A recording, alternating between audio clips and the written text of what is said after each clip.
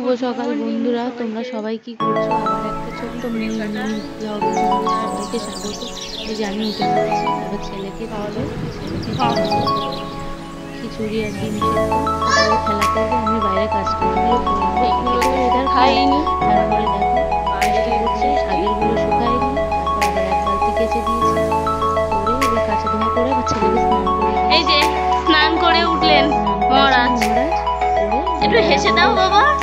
এবার আমি রান্না বসিয়ে দেবো, ভাত আর মাছের ঝোলটা আগে করেছি, তারপর মাছের ঝোল হয়ে গেছে, তারপর আজকে ভাত করবো, আজকে গরম চাল অনেক দেরি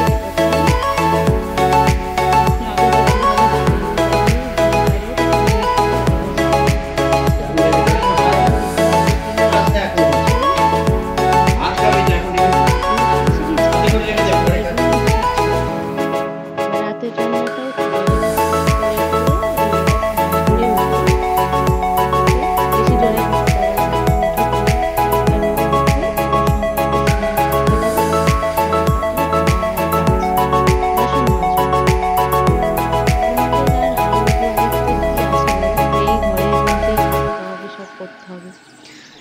এবার কাজ বাজ করে এসে ছেলেকে আবার সন্ধ্যাবেলা একটু খাওয়াবো। আমার ছেলে আর বাকি বাড়ি এসেছে বাচ্চা, ওরা খাওয়াবো। আমার রাতের রান্নাও হয়ে গেছে, করে রেখেছি আজকে, ভাত আছে, ডিম আলু কষা করে রেখেছি। আর দেখো কচু শাক কেটেছি, আমার হাতটা কি অবস্থা, কচু শাক কেটে জিনিস দেখো।